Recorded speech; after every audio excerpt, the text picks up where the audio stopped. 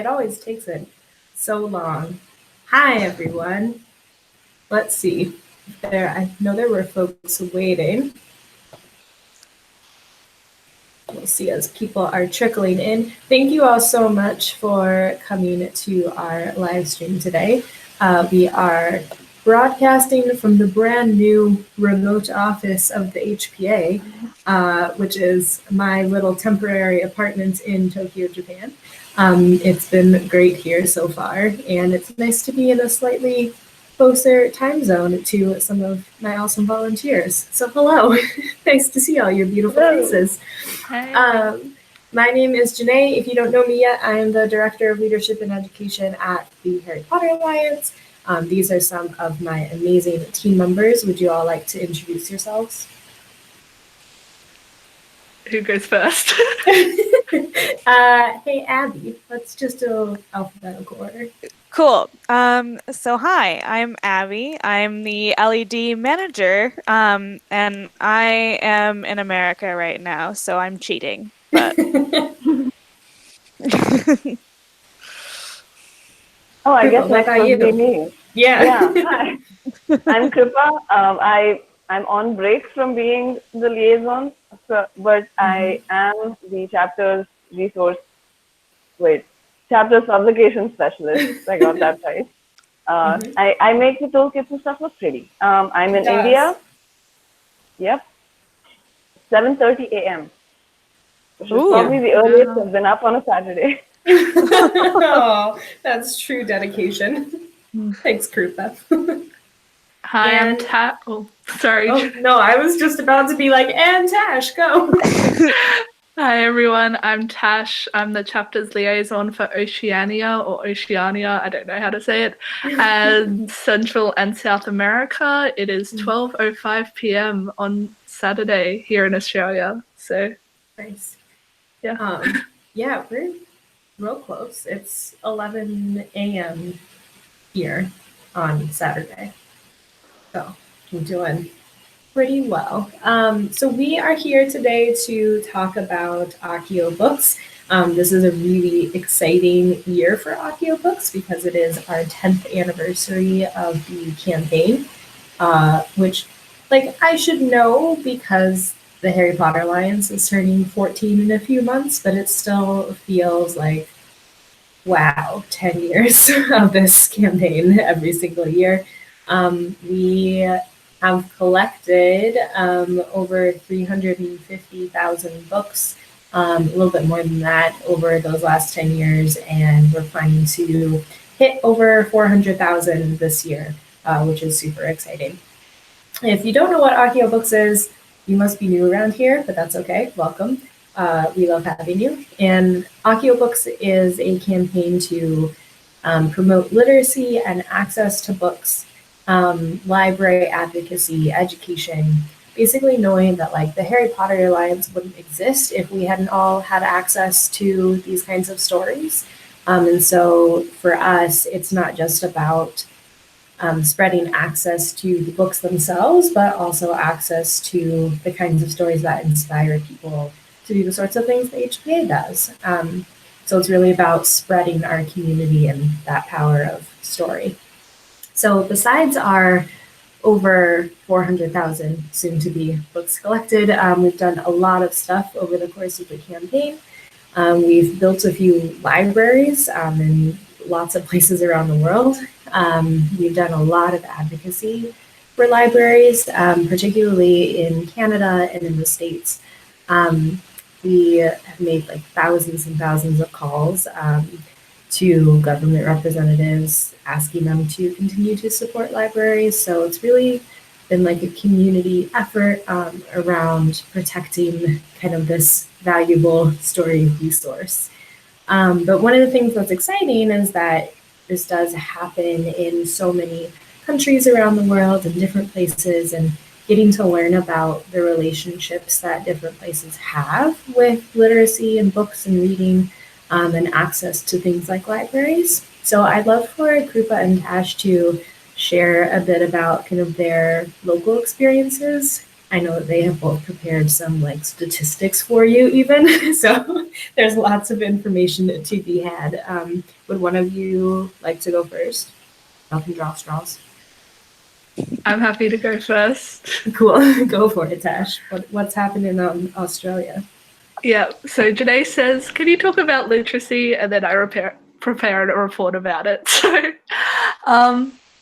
Tash, what's your Hogwarts house? I forget. I'm a Hufflepuff. All right, so we got some like extreme loyalty, maybe some like Ravenclaw rising going up. That's what I'm like, so I get it. Yeah. So I'll probably just be reading from this. Forgive me, I can't speak off the cuff.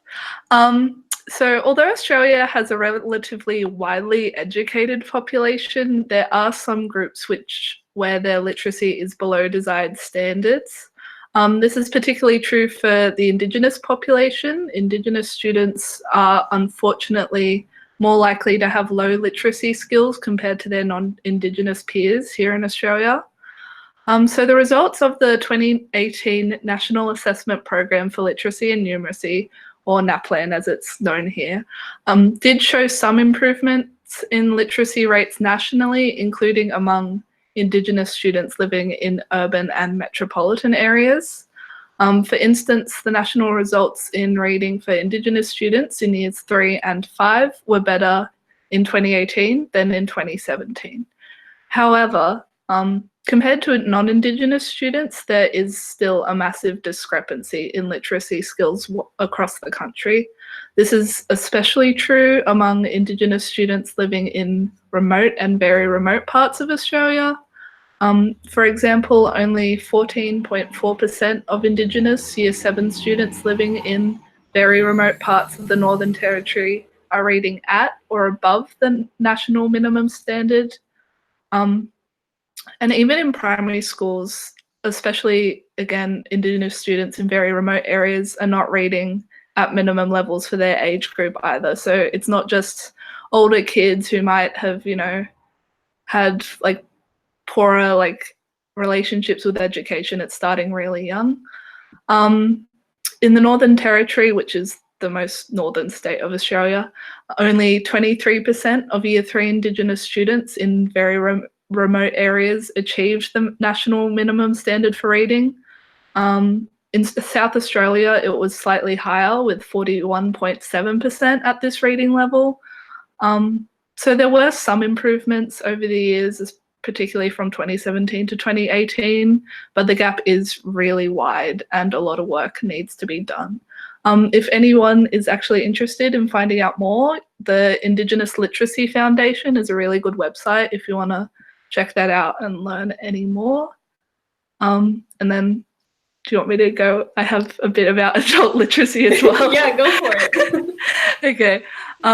So moving on, with regards to adult literacy, the program for the International Survey of Adult Skills conducted in 2011/12 found that 1 in 5 Australians, so approximately 3 million people over the age of 16, have low literacy and or numeracy skills, according to the measures of the report. There's also a pretty significant gap between the most proficient and the least proficient adults in literacy and numeracy. This is pretty significant, as it was found even some well-educated adults have low literacy. The measures here were including things we often take for granted, like understanding the instructions on a bottle of painkillers or reading a petrol gauge. And the consequences of the low literacy found in this report also include that people with low skills are more likely to earn less, as well as to report low levels of well-being. So to conclude, I think it's pretty easy to equate literacy skills just with reading skills, which isn't the case, especially in that last report. Literacy is necessary in all aspects of life. It's about comprehending and evaluating texts. And I think that's pretty important, especially with the work we do here at the HPA in our current political climate and working with the media and things. So, yeah. Yeah, totally. I mean, I think it just shows, or as a reminder of how intersectional the problem is. Like you're saying, when you have when you're struggling with literacy, that's not just an ability to, sit down and read a book. You were accurately saying like that's what a lot of us like think about in the first time we hear literacy. But yeah, like you're pointing out, like the ability to analyze media and to understand what's happening in current events, like it's hard for anybody, I think, with what's going on right now in lots of places around the world. But yeah, when you're already struggling with that, that's a really big deal. And then all this stuff with the indigenous communities, I think that's such a deeply rooted problem and such a, the history of colonialism that goes into creating these kinds of environments and situations. There's a whole other live stream just on that to be had, right? We are doing some work as well with We Need Diverse Books this year, which we can talk a little bit about later, which I think is kind of related to just the ways that like our heritage and race and ethnicity kind of are interacting with this particular issue. Krupa, what about where you are?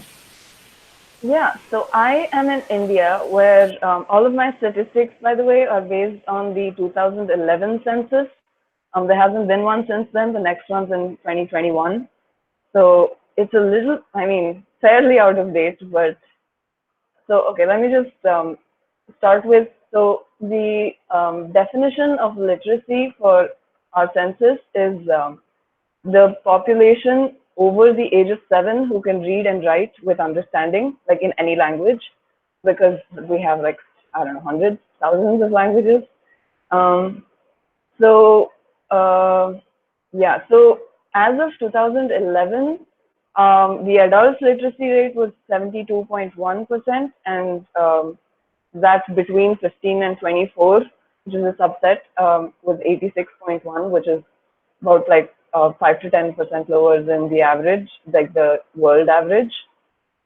This varies wildly throughout the country. So Kerala, which is at the southern part of the country, has one of the highest literacy rates, like about 92% or something. But towards like there's a few states in the northeast and like the middle of the country where it drops much lower to like 60% and stuff like that. And it also varies between women and men. So yeah, effective literacy rates in 2011 was 80.9% for men and 64.6 for women, which yeah, there's so a lot of this ties into this is not so much the case in like the big metropolitan cities. Like I live in Bangalore, which is a huge city, and this is not so much of a problem here, relatively speaking. This is a lot more of a problem in the rural areas, which excuse me, which is a lot of India, right? There's a lot of rural areas where there's a lot of sort of discouragement, like women, like girls don't need to study and things like that. There has been a cultural shift recently, so I think the 2021 census will be a lot more favorable. But the problem with the rural areas is also the access to education is just not that high. The schools sometimes, the infrastructure is just not good, or like even if they have like basic infrastructure like toilets and classrooms and whatever, like there aren't as many teachers to teach there, and just things like that. So there's a lot of these sort of disparities in just basic education. So I feel like from the perspective of India, like we haven't reached the point of spreading the stories so much as we're still trying to spread like textbooks and things like that. So my chapter, when we do books, right, most of the books we receive are textbooks because like I said, I live in a big city. Like people buy textbooks every year, and then the students, like, they're done with them at the end of the year, and then they have nothing to do with them. And in rural areas, it's like sometimes you can't find the textbooks you need. Sometimes they're like way outdated. So the places we donate to also encourage, like, they want more textbooks. and they want more regional language books because it's easier to get someone literate in their their mother tongue, which is the language they speak at home, as opposed to like the big like English or Hindi or the big languages. So the places we donate to are always asking for like textbooks and regional language books. So that's kind of where we are at. So it's, yeah, it was a bit rambly, but there we are. No, that was beautiful. And yeah, I think, you're talking about something that is really a cool part of this campaign and a lot of the campaigns the HBA does, but this one in particular.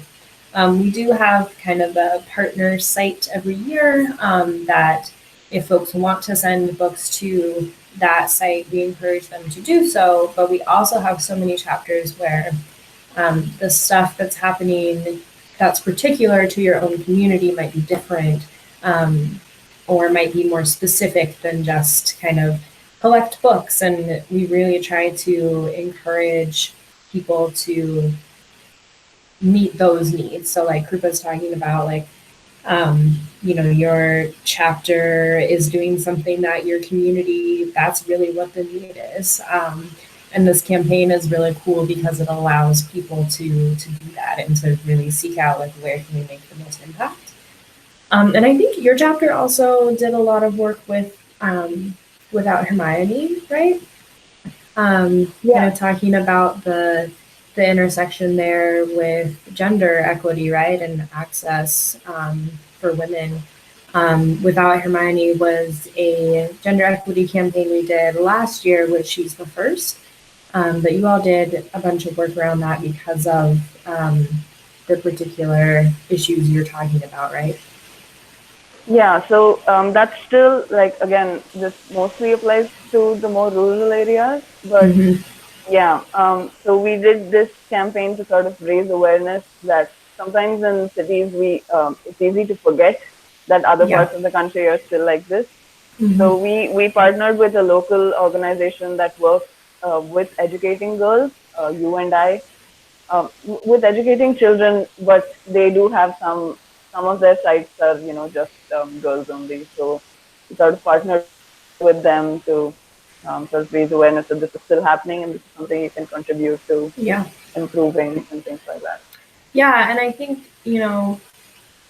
particularly right now, I think sometimes folks hear about a book drive and maybe it feels like not important enough or not something that we should be focusing on right now, right? Because everything feels like it's on fire and there are lots of issues to take care of.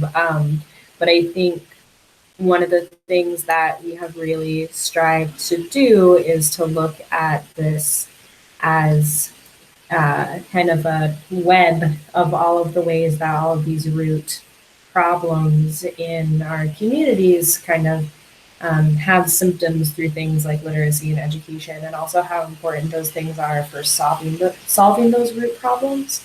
And I love that that's coming up in both of your all's beautiful book reports of that being so integral to the campaign. Oh, we might have lost. Oh, she's back. Good. Abby, hi. We had a new friend join us. Do you want to share where you are and what your role is at the HBA? Also unmute yourself. There you go. Currently, I'm in Tokyo. I'm from Singapore, so I do translation to Mandarin, from English to Mandarin. Yeah, our incredibly hardworking resource translator team that spends many hours looking at resources and translating them for around the world. Abby and I need to hang out sometime this month because we're both in the same city for the first time.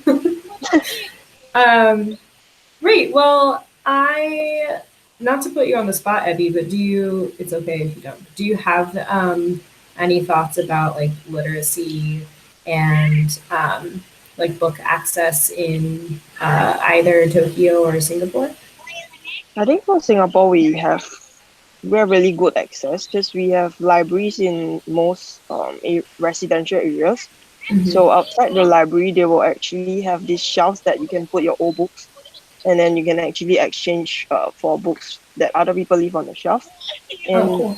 library access is free for all citizens. So for us, it's really easy, and literacy rate is really high in Singapore. Because we are a really small country, so Yeah. it doesn't really affect us in Singapore regarding literacy rates. Yeah, and I think I've heard from some other chapters as well. Like I know that our HPA Germany chapter, they actually do a school supplies drive every year during Accio Books because they also don't really have a book access problem in Germany, but they do have a lot of need for supplies. So some of our chapters kind of put their own spin. Again, we don't want to promote people doing a campaign that's not useful for their community because we try to be good allies. So they kind of put their own spin on like what does education access mean for where we are, and what can we do during this time to kind of meet the same spirit of the campaign, but doing it in a way that's really useful to our own home.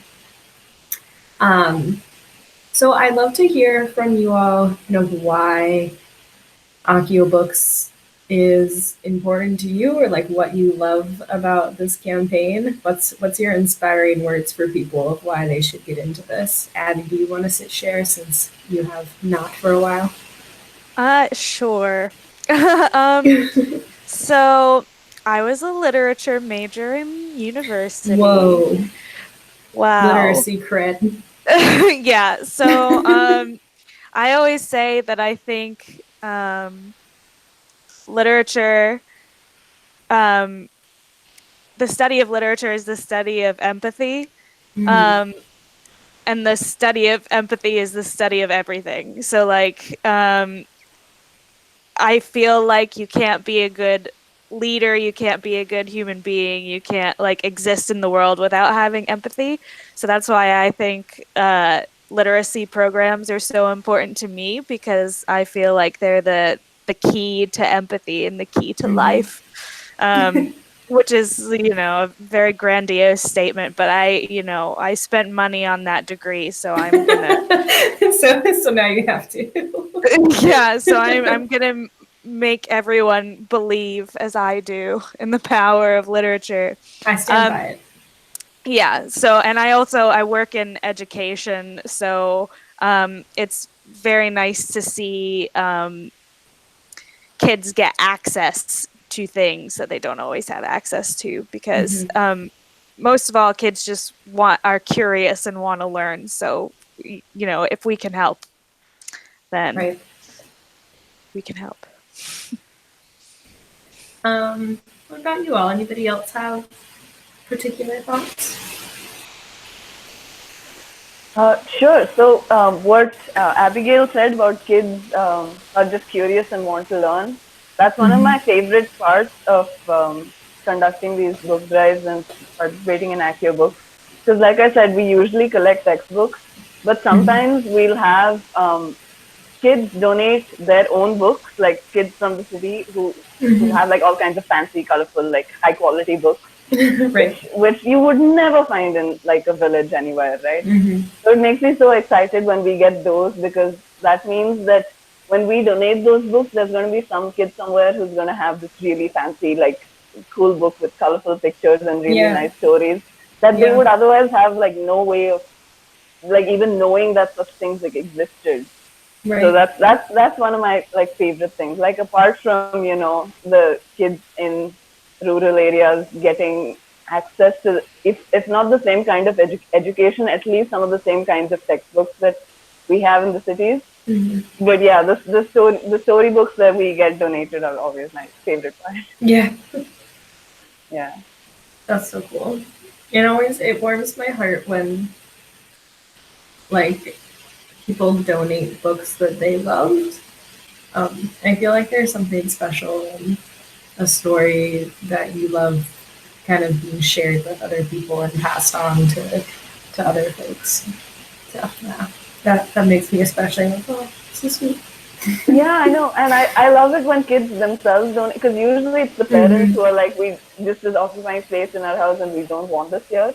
Right. But these storybooks are always like, I mean, I guess you probably know as either a kid or you can't tear a kid away from a book that like they like, right? They have to be willing to donate it. So it's always like, it's nice when like these small kids who may not know about literacy in the rural areas, but they're still willing to like give these books. Warms my heart. Yeah. Abby or Tash, anything you want to add?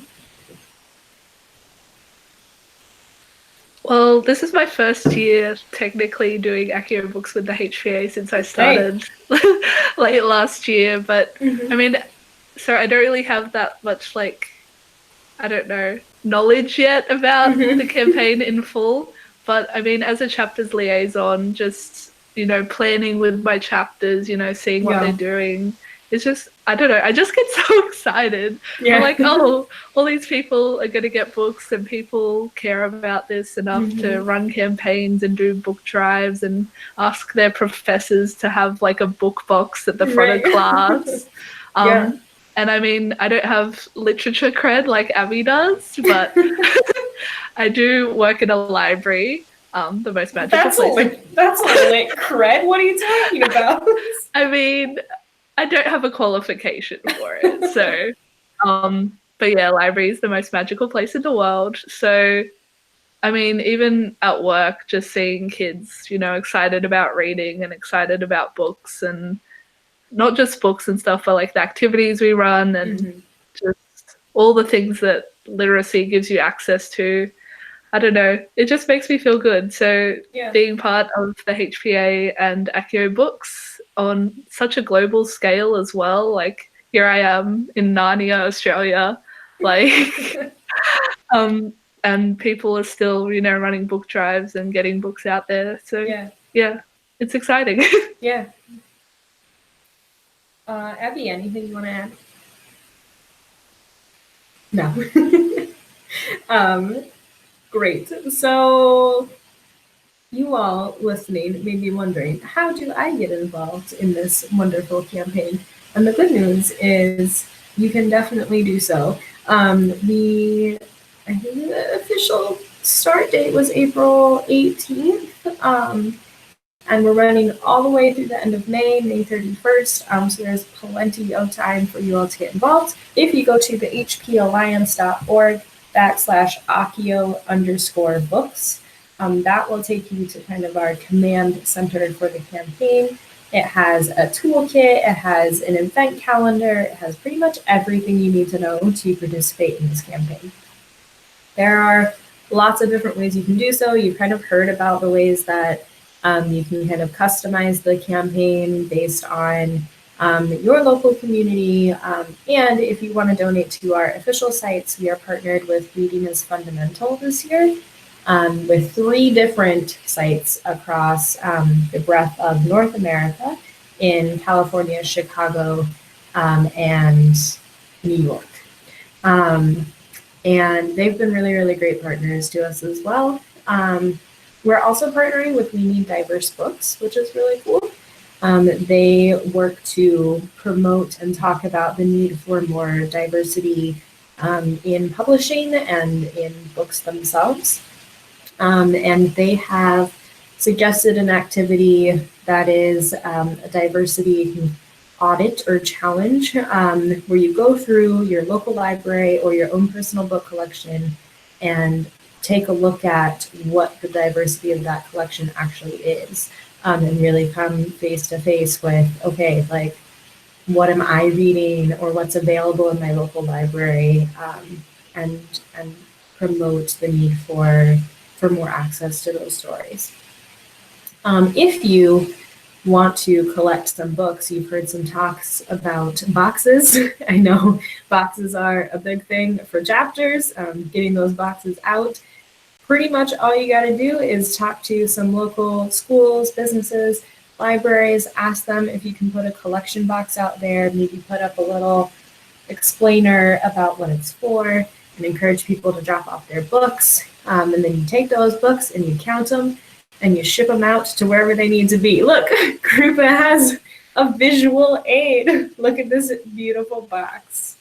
Chapters have a long history of box decorating. It's beautiful. This is just always in my room. Yeah, it's just always there. It's the truest Chapters Accio Books dedication. And you can participate in this campaign even if you're not part of a chapter. There might be a chapter near you that's collecting. If that's the easiest route for you and you want to check that out, there's a map of all of our chapters online. But you can also just participate as an individual and collect as many books as you personally can. And if that sounds intimidating to you, we have someone here who has actually done that and was very successful at it. Abby, how did your personal book collection go? It went pretty well. The thing I sort of learned last year, which was my first Accio Books, was that if you ask people for favors, they'll generally say yes. So I put a box in my local library at the high school I was working at, and a box at my church. And I put an announcement on my town's forum on Facebook, which is very active in my town. It kind of probably depends on what town that you're on. And overnight, basically, it seemed like there were hundreds of books there. Also, I kept bothering people on social media. I'd be like, you won't stop seeing these posts until we reach such a goal. Generally, I would offer perks, like I'm famous for my thank you notes. So if you brought a big donation and you left your name with it, then I would send you a thank you note. We ended up collecting about 1,500 books to send to Puerto Rico, which was pretty good, I feel like. Yeah. It was like 500 per site. Pretty good. Yeah, it was pretty good. And casually. Yeah, so like this year, I moved from my hometown, but they're still going because they loved it so much. So once you ask someone to start doing it, they'll do it forever. That's so sweet. Yeah, it's like I feel like, because with a book drive you can see exactly the impact that you're making. Yeah. It just helps people feel good about what they're doing, and they know like where the books are going and what they're for. So yeah, it works pretty well. And this year I'm trying a new thing. My kids at the school that I'm currently working at are making boxes for each house because the school happens to be obsessed with Harry Potter. And so kids are allowed to drop the books in whichever house they want points for. Perfect. Which is exciting. I'm hoping for Ravenclaw, but we have a lot of Hufflepuffs in that school, so we'll see. Tash and I both just like, yeah. Does anyone else have kind of like your hints, tricks, tips, anything you want to share with the people about Accio Books collections? So we, in our chapter, I think, at least I think it's very cool. So when we conduct events for Accio Books, like we have this one wizard cafe in my city, two friends cauldron, and we conduct most of our events there. So when we conduct events for Accio Books, instead of having like an entry fee or something, we say bring a book to donate. So that's the entry. So last year, we did that for the first time last year, and we also have these like the stall of like handmade stuff, like handmade wands and things like that. And like posters, dream catchers, things like that. So we also say you can exchange books for those things instead of So that went really well last year. Like we got a stall. I don't remember the number, but we got a bunch of books by just because in my experience, people don't want to pay for things, but they want things. So if you tell them that you can give books for these things, they're generally willing to find. So we did have the option where people could, if they did not have books, donate money. So, and we said we'd use that money to buy more like secondhand books. Mm-hmm. So we did get some of that, but mostly people came by with a lot of books. So that went really well. Yeah. Wow, what a gem from Kruppen. People want things, but they don't want to pay for things. It's just like the root of humanity. Yeah, and so that's actually a great point to bring up as well.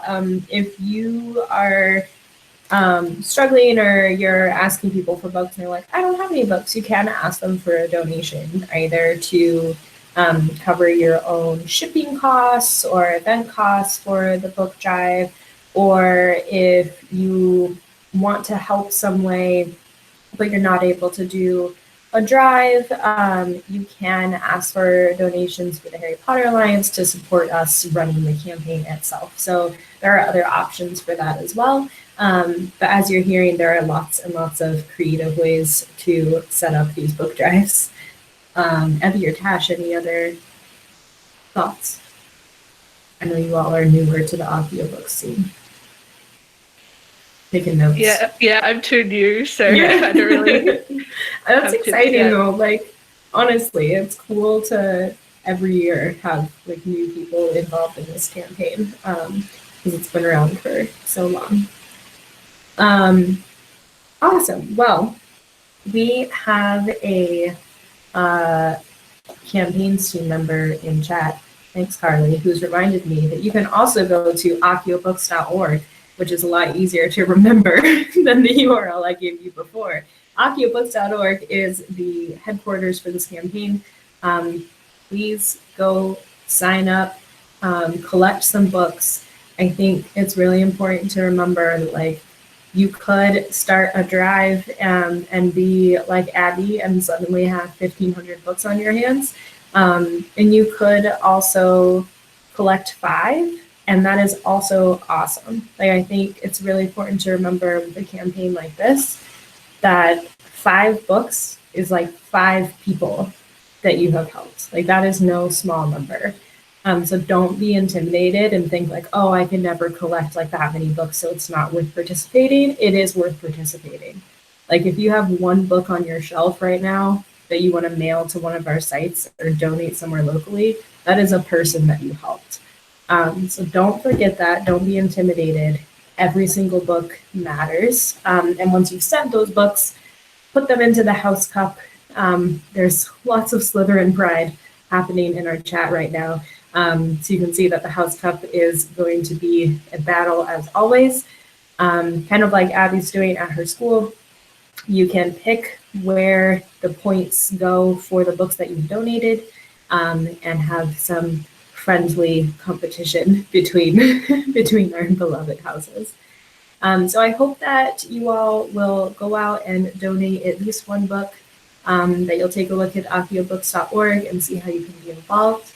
And thank you all for being part of this literally worldwide community. It's really, really special and important to us. And congratulations to all of us on 10 years of Accio Books. What a beautiful campaign. Thank you all to my awesome team for joining me today. You all were amazing. Say hello and goodbye to the people. Bye. Hello and All right. goodbye to the people. Thanks. See you all for the rest of the campaign. Bye. See you. Bye.